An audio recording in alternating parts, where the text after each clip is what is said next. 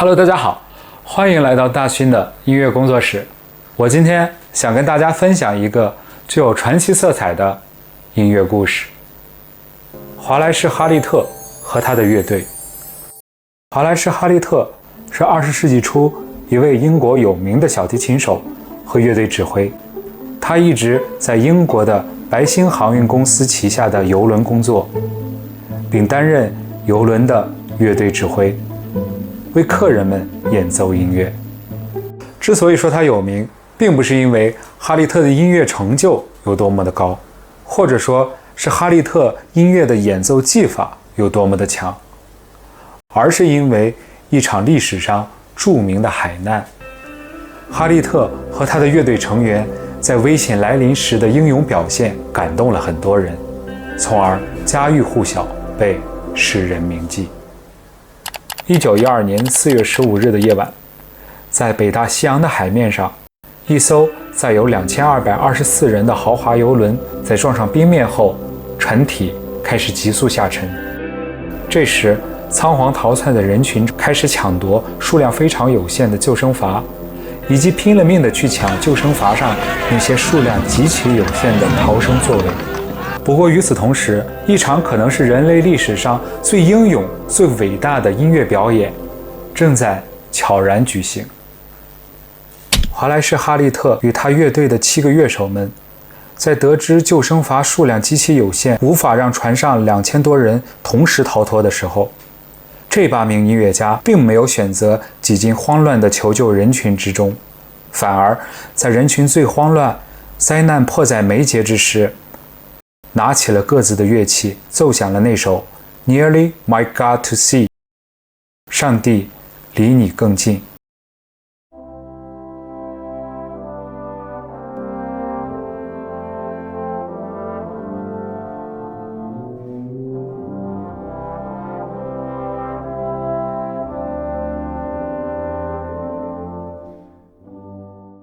他们试图用演奏音乐的方式去安抚和平复那些旅客们对于危险来临时候的不安和紧张的情绪。不过，他们却放弃的是自己登上救生筏的希望，把有限的座位和生命留给了船上的其他旅客。他们演奏着音乐，随着巨轮的下沉，一起消失在了冰冷的海面上。这就是历史上最著名的沉船事件之一——泰坦尼克号邮轮上发生的真实故事。在此次沉船事件中，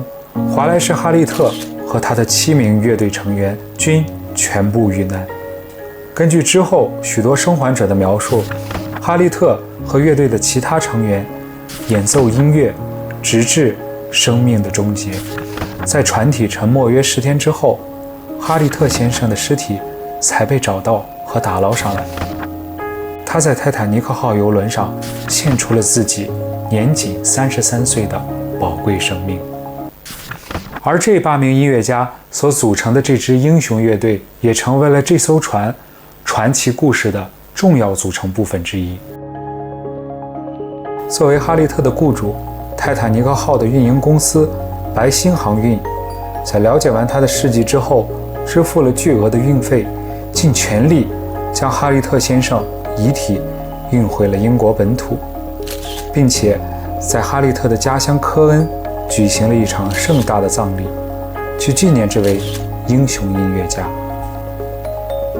2013年，英国的小镇迪韦奇斯的拍卖会上，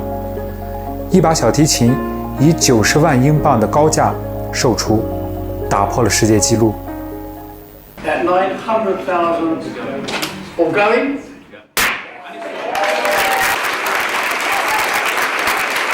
据说被拍卖的正是哈利特先生在泰坦尼克号上演奏他人生最后一首乐曲时所使用过的琴。据传，在搜索打捞时，人们惊讶地发现了这把小提琴被哈利特先生他自己绑在了身上。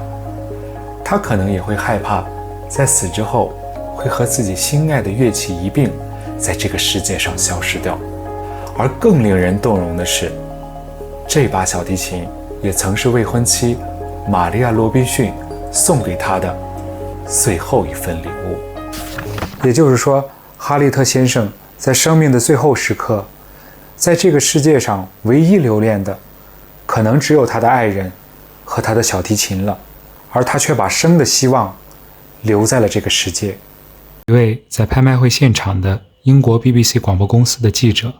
在随后的报道中动情地写道：演奏者是过去那个时代道德和价值观的代表，这不仅仅是一把小提琴，更是一把写满了历史的乐器。1997年，我们通过詹姆斯·卡梅隆的电影《泰坦尼克号》，